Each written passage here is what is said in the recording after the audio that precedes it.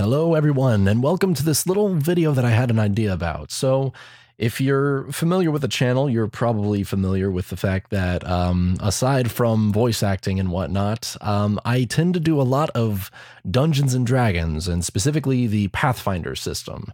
So I thought it would be a good idea for me for those who aren't too familiar with the inner workings of how I plan characters and stuff, to go through and do just a brief overview of each of my characters and see if I can sort of explain my mode of thinking whenever I'm playing those characters.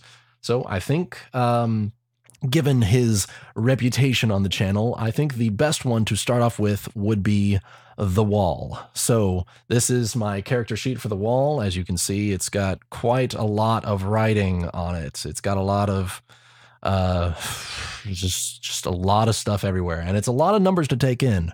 But hopefully after this video, I can help you guys just sort of understand what each number means, all the information, just to sort of clarify a lot of stuff. Whenever you hear us say terms and stuff in the stream, you'll understand what we're talking about. So, first things first, the Wall, his real name is John Joster.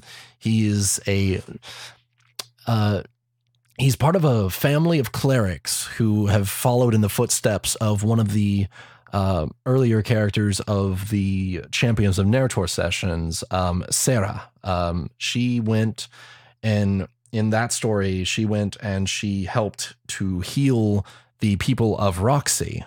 And in this timeline, about 400 years later, Roxy is this booming town. It's doing very well for itself. It's almost like a full-on city.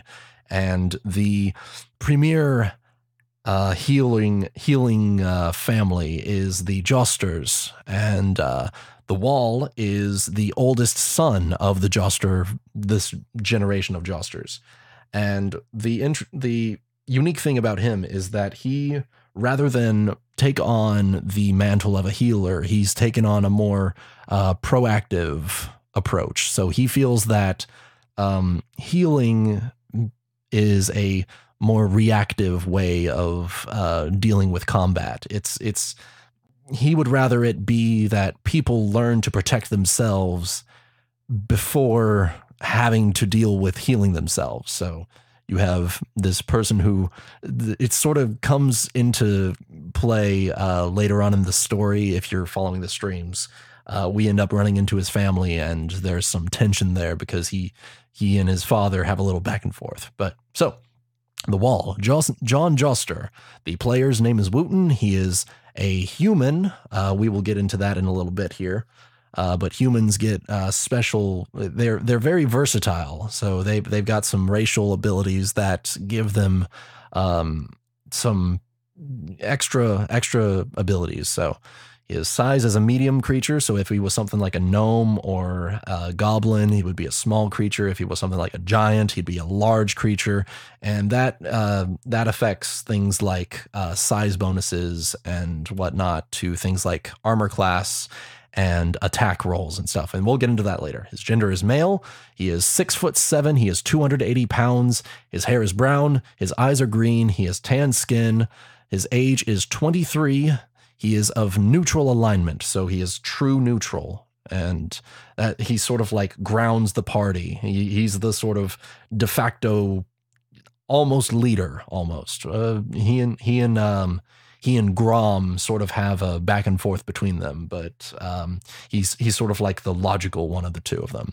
And his deity is Kurgus, who is the god of battle and honorable combat and all of that. He's a very honorable person. So that sort of plays into his backstory and stuff. So his homeland and background occupation, I don't think I actually put it in here, is his homeland is Roxy. Family of healers. Boom. There we are. And his languages, basically whatever these are based on your intelligence score when you first start. So his intelligence score when he first started was 15. So he knows Common, Orcish, and Celestial to start out with, and then later on you can pick up a linguistics.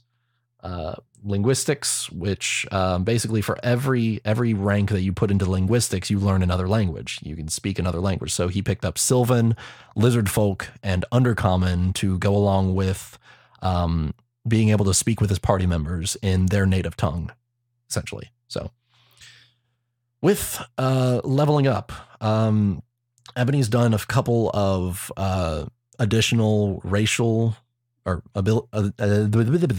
additional ability score increases across the game. So originally, the wall started with +2 strength, and that gave him a grand total of 20 strength to start out with, 17 dexterity, 16 con, 15 intelligence, 15 wisdom, and then 15 charisma. So it was 18, 17, 16, 15, 15, 15. And then across the course of the game, as you level up, you also gain additional chances to increase your ability scores. So at 4th level, I increased his dex to 18. So he would have a +4 modifier there. So basically, I'll show you here. So when you, I'm actually going to save this here real quick before I make any edits here. I will save that. Okay, so whenever you start out with a character, all of your base statistics are, I'll get rid of those, are 10, 10, 10, 10, 10, 10. And you roll or you do a point buy system, which is basically you spend points to add points to your scores. Now, when we first started here, we did just rolling. So I ended up getting, to start out with, 18 on his strength, 17, 16, 15, 15, 15. Now that was him to start with. Because of his racial bonus as a human, he can choose when first create the character, you can choose one of these skills and add +2 to the base. So I ended up going with strength because he's going to be a fighter and he's going to hit things. And so he starts out with a 20 in his strength score. And this is what we started out with. And then at level 4, he got an increase to his dex, which brings that up to +4. And basically the base scores aren't really what you care about in terms of what's important. What's more important is the modifier. Modifier is every even level or even number on here, it goes up by 1. So if I were to increase his intelligence to 16, and then the base here, let me just do that there, it would increase to 20 total, which would mean he has a modifier of +5. So going back to that. Next up, his current hit points. Because he's a fighter, he has a hit die of 10, which means that every time that you level up, you basically roll a d10, a 10-sided die, and you roll, and whatever result that you get, you add your constitution score or constitution modifier to it, and that ends up being your total hit points for that level. And so he's leveled up 13 times as a fighter and 1 time as an urban blood rager. Now we'll get into more of that later on. All of this is a lot of numbers and stuff. So basically all you need to know is 135, 7, and then he has a favored class bonus of 3 hit points. And so that happens whenever you level up. You can choose either +1 to your skills, +1 to your hit points, or +1 to some random ability that's dependent on your race and your class. So ended up being current hit points at a total of 145. So he's pretty tanky. He's pretty tanky for level 14 total character. So over here we have the fighter. He is a fighter. He has a base attack bonus of 13. So classes, as you level up, your base attack bonus is essentially going to be based upon What sort of class are you? Are you a martial class? Are you a casting class? Are you somewhere in the middle, like a rogue or a bard? Now, dependent on what class you choose, your base attack bonus is going to increase. In the case of a martial class, like a fighter, is going to increase 1-to-1 for your level. So, in his case, he's 13 levels in fighter. He has a 13 base attack bonus. His skill ranks is also based on his class and his intelligence. So the more intelligent classes and the more intelligent characters get more skill points, which they can then spend down here in these sort of non-combat roles. His favorite class, hit points, 3. And then his fortitude, reflex, and will save. So these are during things like spells, or if he runs into something like a poison or something, or a trap, or someone casts a spell on him that affects like his mind or something. These are all of his resistances towards those sorts of things. So he's pretty got a pretty good fortitude. So he can hold his own against things like poison or things like bleed effects, for example. You roll the fortitude save, and depending on what the difficulty is for that, you would succeed or fail and either stop bleeding, or you would continue bleeding and you would take damage, for example. His racial is skilled, so this is something that comes along with being a human. Humans, by a racial ability, have this ability called skilled, which basically means that they're very versatile and they gain a skill rank every time they level up, regardless of what they choose to level up in. So he's level 14, and so he has 14 skill ranks because of his racial. Versatile training is an ability that he picked up as a fighter. It's one of the down here. It's one of the advanced weapon training abilities that he picked up. I think at level 13. Yeah, somewhere around there. But it basically lets him use his base attack bonus as his sense motive and stealth ranks. So it's essentially, it gives him 28, in this case, ranks in both sense motive and stealth. So to use in sense motive and stealth, which we'll get into later on. And then he has Master Armorer, which is a armor training ability, an advanced armor training. And then he has a headband, which gives him basically adds his level. It matches the ranks to his level. So he has that for craft, knowledge history, and knowledge religion.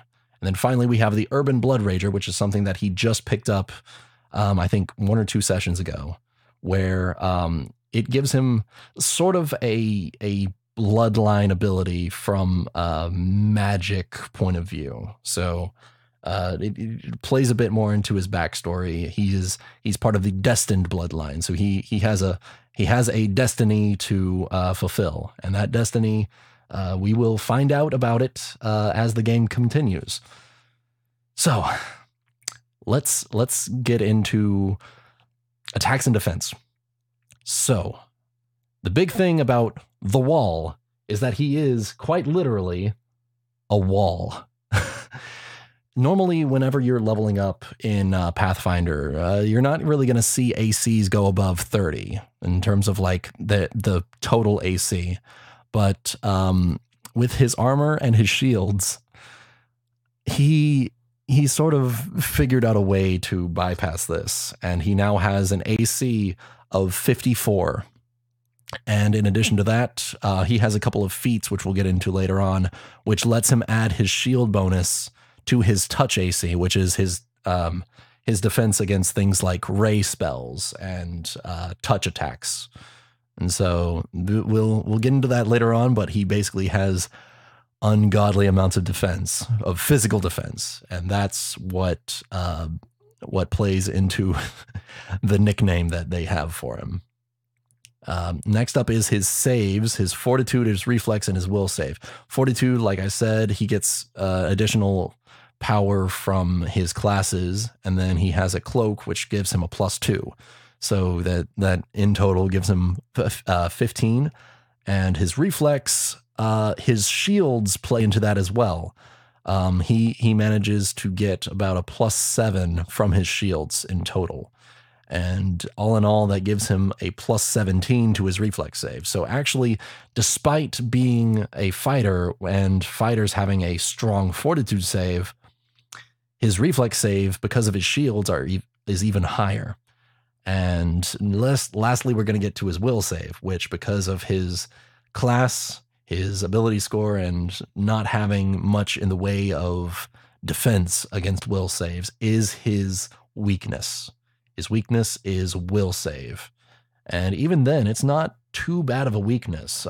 Typically, with martial classes, you don't get much defense when it comes to will saves. So you would typically pick up something like the Iron Will feat, which, like the name suggests, gives you some extra will to be able to defend against that sort of thing. Next up, attack. You have this divided into two different sections. You have the melee attack modifier, which is 23, and the ranged attack modifier, which is 18. Now, the melee attack is based on your base attack bonus and your strength modifier. So he has a +9 in his strength because of items and his base score. Total is 28.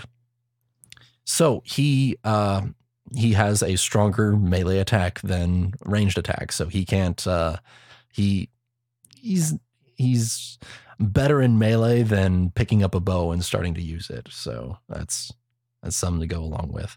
And when it comes to CMB and CMD, he ends up having an additional +2 whenever he wears his shields. And so he's got all of these different abilities that give him some extra will save against things like fear. And then because of his armor, his allies gain an additional +4 against fear.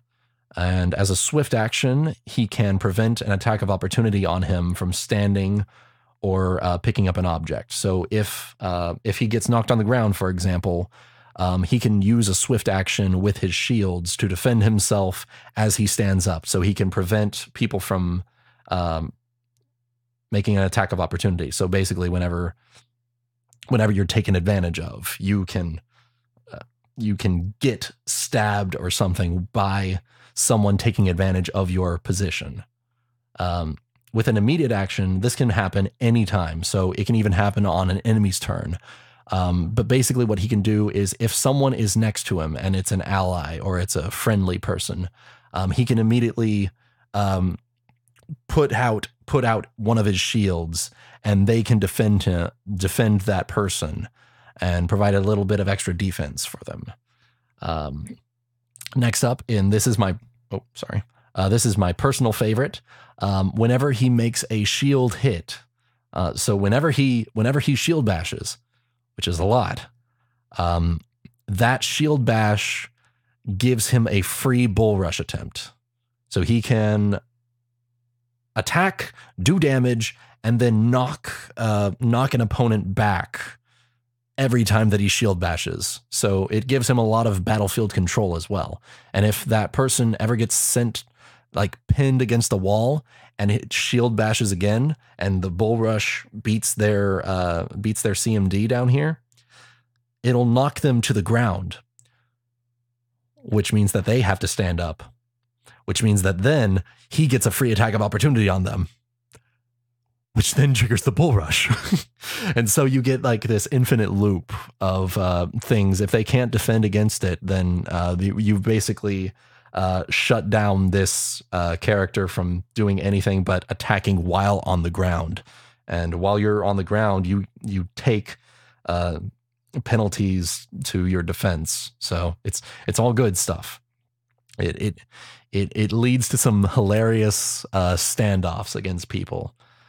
Next up is Stunning Eruption, which is a feat that I picked up. But basically, whenever we need to breach into someplace, I can bash something with a shield and just break the door down. This is literally the FBI open up feat. You break down something, and then everyone within a 30-foot radius has to make a fortitude save with a difficulty rating of 24. So they have to make a 24 or higher on their roll, or they're stunned. And if they even if they make it, they're still shaken for up to 4 rounds. So it's very useful when you're having to do like a breaching into a building or into a room or something through doors, basically. So Radiant, he shines like a torch, and he can cast a daylight spell once per day. Now, the thing about the daylight spell, especially for this campaign, is that it's very useful against vampires. And we seem to be facing vampires every other weekend. So when it comes to that, the daylight spell is very useful because it dazzles vampires' sight and makes them take penalties on attack rolls. So it's very useful when you're surrounded by a group of vampires and they're out for blood, literally. Something that we pick up later on as a fighter is that I think that's an item, but basically he doesn't drop his weapons whenever he's stunned or panicked. So whenever you get into these statuses, stunned basically means that you literally drop everything and you're just stunned. You can't do anything. And panicked, like the name suggests, you panic and run. And so even in these statuses where he's either incapacitated or panicked or just has lost the will to fight from this fear thing, if this fear bonus doesn't work, he still doesn't drop his weapons, and so he still has his AC. The C and B and D, the +2 with shields, like I mentioned before, and he gets an additional defense versus disarming and sundering checks. So checks to try and disarm his weapons from him and to break his weapons, basically. And then lastly, he has a volcanic shield, which literally just once per day you can cast Burning Hands, which is like this cone of fire, and then they have to make a reflex save to dodge that. Next up, we have skills. So acrobatics. He's pretty acrobatic. He's got some good stuff there. We got bluff. He's all right. He's got a climb check of 11, which is very good. The thing is with this armor that he wears, he takes almost no penalty to his checks to climb. So he even with just 1 rank in his climb, he ends up with a net gain of like 11. Next up, like I said, with the items from earlier, he has Master Armorer, which is an ability that the fighter gives. He can craft armor with a modifier of 25, which is very, very good. It lets him craft armor very quickly. Diplomacy, he's not too good at that, which is kind of odd given that he's sort of the face of the group. But, well, it works for what we need. Handle animal, he's okay with animals. Heal, because of his background, it sort of makes sense that he would have some knowledge in healing, just mundanely. Intimidate, I always try to keep that up high, just to make sure that I have the optimal position when it comes to dealing with people. Knowledge dungeoneering, that's pretty good when it comes to things like vampires and stuff, so it's good to keep that knowledge up high. Same with history and religion. He has a headband which gives him max ranks in that. Engineering, he's all right in engineering. He's not too knowledgeable one way or another. Arcana, he recently picked up with his level in Urban Blood Rager. He's just got this innate knowledge of magic-y stuff. And linguistics, like I said, he put 3 ranks in there so he can communicate with his party. Perception, the most rolled skill in the game is perception. So you always want to have max ranks in perception whenever possible. And that's to hear things, see things, smell, taste, etc. Perform, he doesn't really have anything in there. Profession, not really anything in there. Ride, he's just got like the baseline stuff. Sense motive, he's very, very suspicious at all times, which is why he's got it in versatile training. He's sort of picked up a lot of stuff on his journeys, so he's sort of knowledgeable there. Spellcraft, like I said with Arcana, he just is passing knowledge. Stealth, like I said, with versatile training, he picked that up. So that he's able to sneak around despite having like this fucking hulking suit of armor with him. He's got some decent stealthing. Survival and swim, just got the baseline there. And that's pretty much all we need in terms of skills. Okay, so time to go through each one of these. Each one of these are like an additional thing. So racial, skilled. He gets 1 racial skill rank per level. Reactionary, this is a trait. He gets a +2 trait bonus to his initiative. So whenever combat starts, you roll initiative. And that's sort of like where you land in the turn order. So he has an initiative total of 6 because of his dexterity and whatnot. Shield trained. This is one of the most important traits for this character. Shields are simple weapons and heavy shields are light weapons. So this allows heavy shields to be used effectively as two-weapon fighting, essentially. You are able to dual-wield shields effectively. Provincial is a it's a drawback that lets him that gives him -2 diplomacy and sense motive versus people of different religions and alignments. So if someone either has a different alignment than me or follows someone other than Kyrgyz, I get a -2 sense motive and diplomacy on them. However, this is balanced out with Cynic, which is this trait here that I got in return for taking Provincial as a drawback. I get +1 sense motive, and it's now a class skill. So -2 for sense motive collectively, or -2 from the Provincial, but collectively it's a +2 because it's a class skill now, and it wasn't before. So I get a total of +4 to sense motive. So it's a little thing you pick up later on. Fighter skill ranks. This is just me to help me keep track of stuff. I basically get 6 per level whenever I level up as a fighter. Proficiencies. I get all armor and shields, all simple and martial weapons. Pretty straightforward. Anything outside of things like Eastern weapons, unique racial weapons, firearms. He can't use those, but anything outside of that, like great swords, heavy crossbows, heavy armor, tower shields, all that, he can use them. He has an innate knowledge of how to use them. Bravery, that's the +3 will save against fear effects that I mentioned earlier. Armor training, he gets a reduced check penalty for his armor. So basically, if he's wearing heavier armor, he's able to move around a bit easier in them. The maximum dexterity is increased to +4 collectively for this necrotic resistance full plate of flight. And he can move normally in all of his armor. So he has collectively, I really should edit this, but he has a 30-foot movement, 40-foot base movement, but because he's wearing heavy armor, he only moves 30 foot. So weapon training +3. So he has weapon training for close weapons. So things like shields, daggers, fist weapons, unarmed strikes, all of that. He gets +3 attack and damage to those weapons.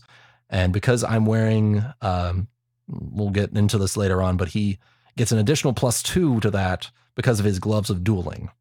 So he gets additional weapon training bonuses for that.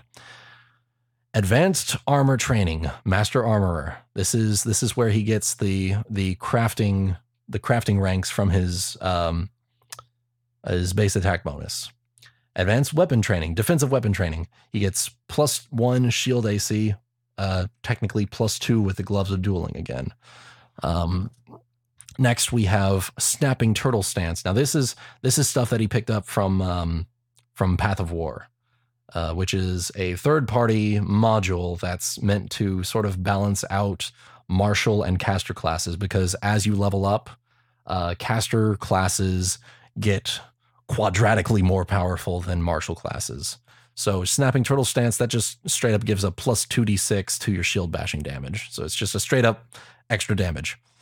Throwing Shell, 30 foot or 20 foot ranged, plus 1d6 shield bash damage, and recover it within 60 feet as a free action. So basically, he can throw his shield. He can Captain America these fuckers.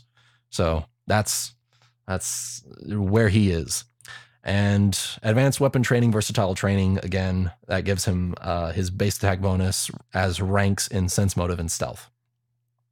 Next up, his abilities in his Urban Blood Rager. He gets fast movement of 10 foot in medium or lighter armor. So things like breastplate, chainmail, chain shirt, leather armor. He can move 10 feet faster in those armor sets. He is part of the Destined Bloodline, which gives him, as a free action, +1 insight bonus to 1 hit. And he can do that, I believe, a couple of times per day. I don't have the exact number on me. Controlled Blood Rage. So this is sort of like the barbarian type thing in him.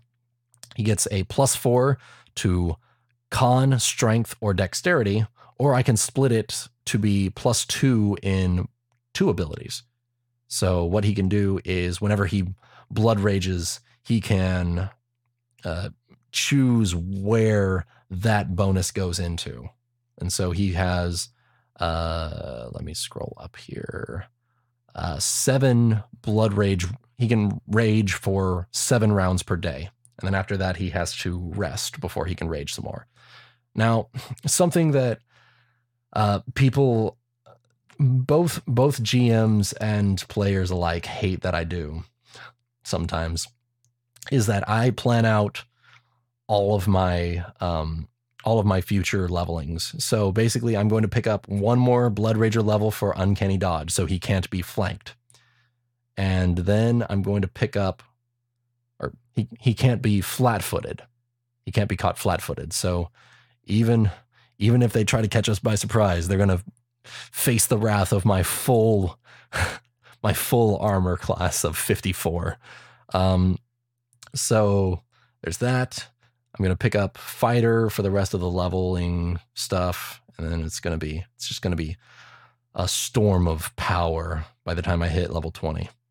So next up is Armor and Weapons. He basically, this is the great thing about a fighter who specializes in shields, is that your shields are your weapons. So what we'll get into here later on.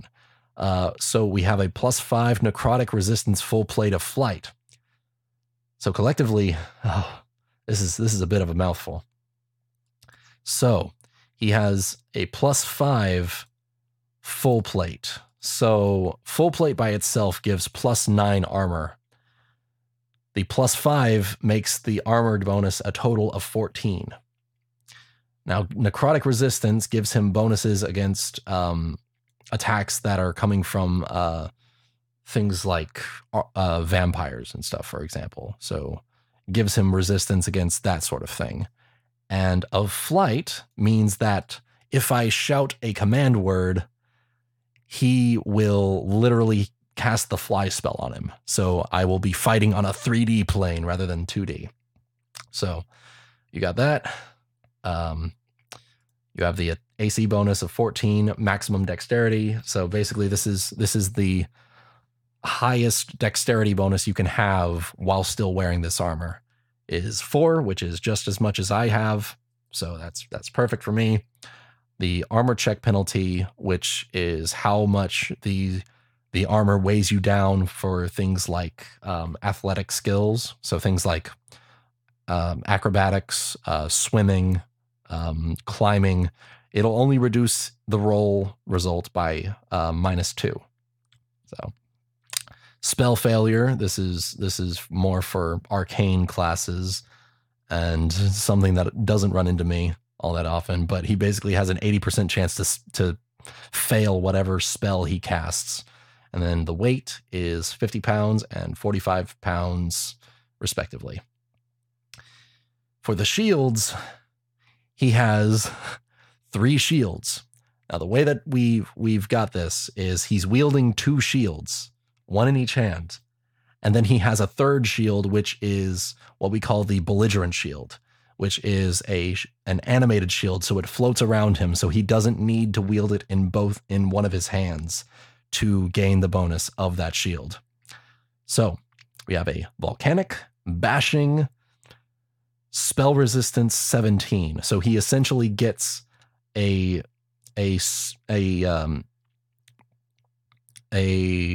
armor class against spells cast on him. So whenever someone tries to cast a spell on him, they have to roll a caster level check against his spell resistance. Otherwise, the spell doesn't work. So even if they manage to get past his touch AC or try to attack him with a reflex save, they still have to make it through the spell resistance for it to even affect him. Next, I have a +1 radiant, rallying, bashing, moderate fortification shield. So radiant, that's the one that gives you the glowing like a torch and the daylight spell from earlier against things like vampires. Rallying gives his allies a morale bonus against fear. Bashing, and this goes along with this one here, it increases the damage that your shield bashing does by I believe one dice tier. So normally you would do for example, normally if you would do like a 1d8, the bashing enchant makes you do a 1d10. And moderate fortification, this one is probably my favorite. It gives him a 50% chance miss versus any critical hit and sneak attack against him. So if someone tries to sneak up on him and stab him in the back, there's a 50% chance that the shield will just block it. And same with critical hits. So if someone rolls a nat 20 and then confirms, they have to roll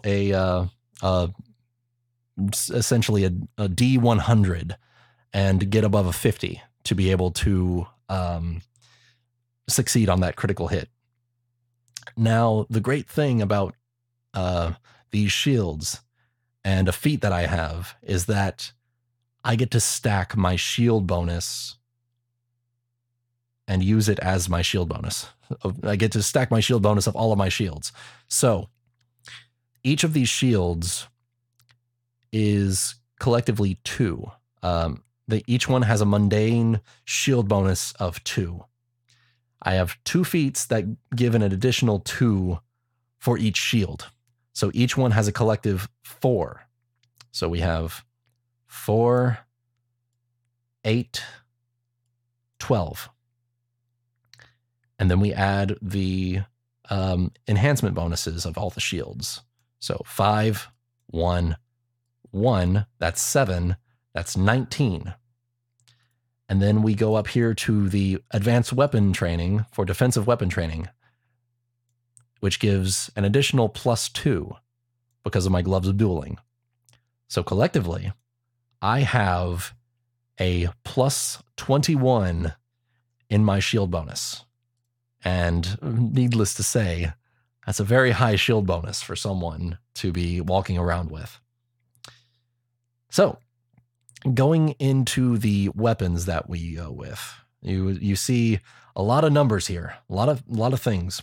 So we have first the volcanic shield. If I end up moving and attacking someone once, I get to attack with my volcanic shield once, and I roll a d20 plus 33, and if that hits, I roll this damage. So it's a d10 plus 2d6 plus 19 plus 1d6 fire because it's a volcanic shield. So it does fire damage whenever I shield bash with it. The critical modifier is whenever I roll a nat 20 to hit, I roll to confirm, which basically means that you roll again to try and beat the opponent's AC a second time. And whenever I do that, I can roll double the damage. That's what the critical modifier is. So critical times 2. My range is 5, so it's in melee range, and I get bashing or piercing because the shields have spikes on them, so it adds an additional type of damage you can do. So it's to bypass things like damage resistance against things like, for example, if someone came up to me and had damage resistance against bashing attacks, I would still be able to deal my full damage against them because I can I can choose either bashing or piercing because of the shield spikes. So totally fine.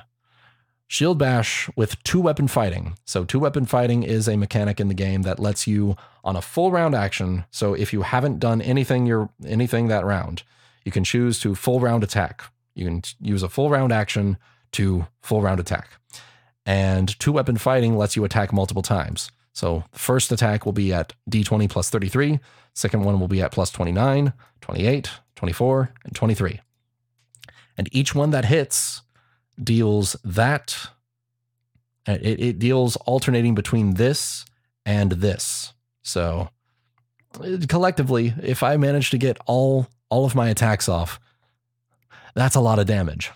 So same thing here, critical times 2, range is 5 meters or 5 feet. Type bashing or bludgeoning or piercing, spikes. Next up, power attack. This is probably my most favorite part. I can power attack with my shield bash. Now this will collectively take -3 off of the total modifier. So it'll be D20 plus 30. And then if I manage to hit with that D20 plus 30, I get to add +6 to the damage roll. And I can do that for all of my attacks. Like if you say power attack for one attack and you're full round attacking, you power attack for all of those attacks. And so that +6, when you do it 5 times, it gets up there. It gets up there quite a bit. Next up is unarmed strike. So if I find myself in the rare occasion where I don't have my shields, I can still defend myself, and I can hit decently, and I can deal some decent damage. So I'll do a D4 plus 12 whenever I hit someone with a punch or a kick or whatever I need. And then finally, my belligerent shield. I don't need to tell it to attack. I don't need to declare it as attacking. It automatically attacks every round. And it has a D20 plus 29 to hit. And whenever I hit with it, I deal D10 plus 2D6 plus 14.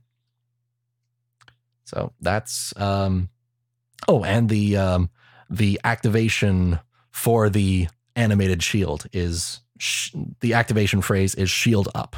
So whenever he wants to activate his shield, he can just say shield up, and it will snap to his defense. So yeah. Next up, second page. Don't worry, we're almost done here. There's not too much to go into. A lot of the stuff I've already explained here. So things like improved shield bash are pretty explanatory based on the description that I've given. So improved shield bash, it lets him keep his AC when he's shield bashing. Usually whenever you shield bash, you lose your shield bonus to your AC. This lets you keep it. 2-weapon fighting, this lets him attack an additional time during a full round attack. 2 shield fighting, this is the key to his this is the key to the entire build. 2 shield fighting is the absolute key to the build. This is a third-party feat that Ebony let me use in order to let this build work. But basically what it does is it lets me gain the AC of all of my shields. The offhand maximum enhancement bonus I can get is +1. So the base bonus, I can stack that just fine. But the offhand maximum enhancement bonus can only be +1. So I've gone ahead and rather than increase the enhancement bonus of my offhand shields, I've instead gone for grabbing these special abilities that give it extra power. So I'm pretty much going to do the same with the belligerent shield once I get enough gold for it. So collectively, you'll see in the parentheses here, you'll see that they have this little +6, for example, in the parentheses. That's basically the collective modifier for that armor or weapon. So what that means is you can't go higher than 10 in terms of stacking abilities onto armor and weapons. So 10 is the highest. So volcanic bashing spell resistance 17 is as high as you can go, +5. +5 volcanic bashing SR 17 is as high as you can go. +1 radiant rallying bashing modified fortification is as high as you can go. +1 belligerent shield is only at +4, so that still has some abilities that I'm free to add to it once I get the money for it. Shield focus, like I said, I have a feat that lets me add +1 shield AC from any of my shields. Power attack that lets me hit things less accurately for harder damage. Saving shield, immediate action, provide the bonus AC to the adjacent ally. I can defend people that are next to me. Stunning eruption, I can FBI open up and hit people with a fortitude save or be stunned or shaken. Improve to weapon fighting, that just lets me have an additional attack up here. Shield slam, that gives me the free bull rush with my shield bash attack, and it does not provoke attack of opportunity. That's the key. Usually whenever you're trying to do a combat maneuver like a grapple or a disarm or a sunder, unless you're specialized to it, you will provoke an attack of opportunity from whoever you're trying to perform this action towards. Master Armorer up here gives me 2 feats here. So I get craft magic arms and armor, so I can craft magic armor shields. Magic armor and shields. I actually should take off the weapons part because it only applies to armor and shields. Master Craftsman, I get a +2 in craft armor, and my ranks in the skill count as my caster level whenever I'm doing crafting magic armor. So essentially it lets me craft magical armor despite not being a magical class. Double Slice lets me add my full strength bonus to my damage with my offhand weapons. So usually whenever you're attacking with 2-weapon fighting, your main hand will do full damage and your offhand will do half your strength damage. So with Double Slice, you are ambidextrous. You can deal full damage with both shield bashes. Defensive Expertise. This lets me add my shield AC to my touch attacks and the enhancement bonus to my reflex save. So that's why up here on his touch AC, you have miscellaneous +21 to his touch AC. So that's how he got it so high. Greater Shield Focus. That's the additional +1 shield AC from any shield. Shield Master. Now this is probably my favorite one. Whenever I'm 2-weapon fighting with a shield or shields, I get no 2-weapon fighting penalties. And I add my enhancement bonus from the shield to my attack. So this is how I got it. I'm able to get it so high. And I don't need to worry about 2-weapon fighting penalties. So this is 33, 33, 29, 28, 24, 23. It's pretty good. It's pretty good stuff.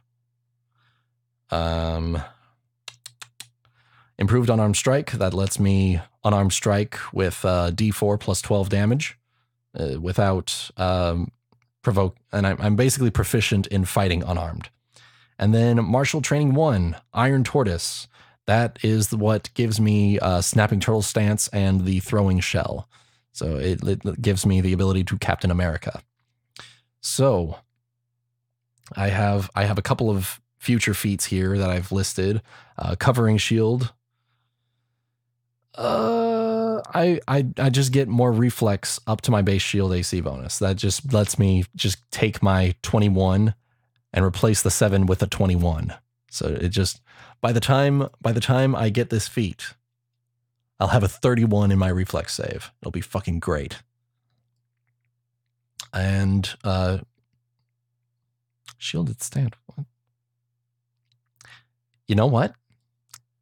It's a good thing that I actually went through this because I need to get rid of that because that no longer applies because I replaced the feat with something else because I've not had to do that. Okay, that's actually a good thing that I made this video and you guys saw it live. So basically, next up we're going into equipment and magic items. So we've got a fighter's kit, which is all this stuff. A deluxe dungeoneering kit, which is all this stuff. And then we have some magic items that we've picked up and like story items that we've picked up throughout the story. So the map of Narrator, I have a map of the country. The Diary of Brando, which is the diary of this vampire who terrorized the country centuries ago. Traveler's Any Tool, this gives me +2 on my crafting checks. A necklace of animal teeth. Honestly, I forget where I got that from. A potion of endure elements that basically lets me survive in harsh conditions. A potion of sanctuary. I can drink this, and as long as I don't attack someone, they can't attack me. They have to succeed in a will save to try and attack me. A ring of protection. That just gives me a bonus to my deflection AC. I don't need it because I have a higher bonus there. The ion torch. This gives me a torch that floats around my head, but I don't need it because I have the radiant armor. So this is why this is equipment and magic items. This is all in the this is in the equipment page and not actually set as things that I have equipped. Ring of Sustenance lets me go 1 day of food lasts, I think, 7 days, and I can go 2 hours. 2 hours of sleep will last full 8 hours. So this is just to help with things like travel and stuff. Wanted posters. These are a bit of a story thing. Basically, we are wanted, apparently, just because of political stuff. The vampires are pretty high in political standing. So the Wall has a 10,000 platinum piece bounty on his head. Sierra and Esh have 7,000. Duncan has 12,000. And Grom has 13,500. So they're really wanting Grom for some reason. I'm not sure why. Ebony hasn't told me, but well, I'm sure we'll find out if he ends up getting caught or killed or something. Cloak of Resistance. I have a better one that just gives you a bonus to your saves. And Amulet of Natural Armor. Again, I got a better one that just gives you a bonus to your natural armor. I have an Undead Controlling Full Plate. That's what I was using before, and it's all right. It's something that we picked up off of a dead anti-paladin, which we killed by accident. We weren't supposed to be able to kill him, but we did. And this full plate lets me control up to 26 hit die of undead per day with a 19 will save to try and dispel the controlling effect. And so, yeah, I've got a wish list here with Robe of Eyes, Minor Displacement, Mask of Stony Demeanor, Dark Sight Goggles, Bandages of Rapid Recovery, and Sleeves of Many Garments. That's just items that we want to pick up later on. I have a Bag of Holding, which lets me hold things in an extra dimensional space without it having to weigh me down, which is what I've got all of this stuff in. So it can hold up to 250 pounds and is 30 cubic feet, so it can fit all of that stuff pretty comfortably. And it only weighs 15 pounds on me, and so we're all good. And I also keep my gold in there, which is why it's all in this column.